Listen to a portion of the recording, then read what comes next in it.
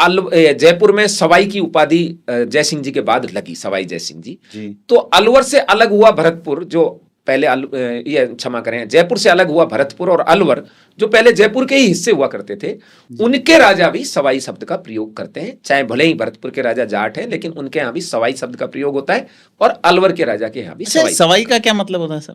सवाई का मतलब है कि जयसिंह जी को एक के बजाय सवा गुना माना गया उनके गुणों के आधार पर। अच्छा, गुण के आधार पे। हाँ। लेकिन अभी जो है उनके गुण क्या सवाई हैं या वो उसको पीढ़ीगत मान बैठे हैं? योग्यता होगी ना ये उपाधियां तो। योग्यता सूचक है, लेकिन जन्मना कैसे आ गई उसको? लेकिन ऐसा होता है कि जब पिता की उपाधियां पुत्र धारण करने लगता है और लोकमानस में पहचान के लिए उसके परिवार को उस नाम से जानने लग जाते हैं। जैसे ठाकुर की उपाधि है, कोई भी ठाकुर जाति सूचक शब्द नहीं है, लेकिन उनके वंशजों को बाद में ठाकुर कहते हैं, जबकि अब कोई ये सिस्टम ही नहीं बचा है, सामंत का कोई रोल नहीं है। उस सामंत को, जो गांव का सामंत होता था, उसको ठाकुर कहते थे और केवल एक को ठाकुर कहते थे, लेकिन अब सभी को ठाकुर कहते हैं।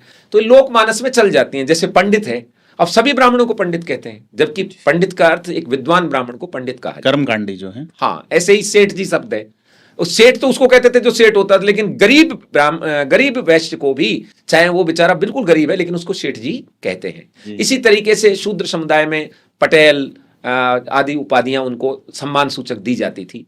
इसी तरीके से हर समाज को सम्मान सूचक शब्दों का देने का हमारी भारतीय संस्कृति नहीं ये ठीक है सर। इस उपाधि वाले पे एक जानना चाहूंगा, मेरी सहज जिज्ञासा है कि जिस तरह से जयपुर के महाराजा जयसिंह को उनके सवाई काम के लिए सवाई की उपाधि दी, फिर अब वाले क्या सवाया किया मुझे तो कुछ दिखा नहीं, लेकिन उनको सवाई कह रहे हैं। उपाधि वाला भी क्या आगे चलेगा आपकी पीढ़ी में कि भी? नहीं, मैं तो मेरे गुण के अनुसार मेरी पीढ़ी कोई ना मानेगी तो उसे कोई क्षत्रिय राजऋषि क्यों मानेगा?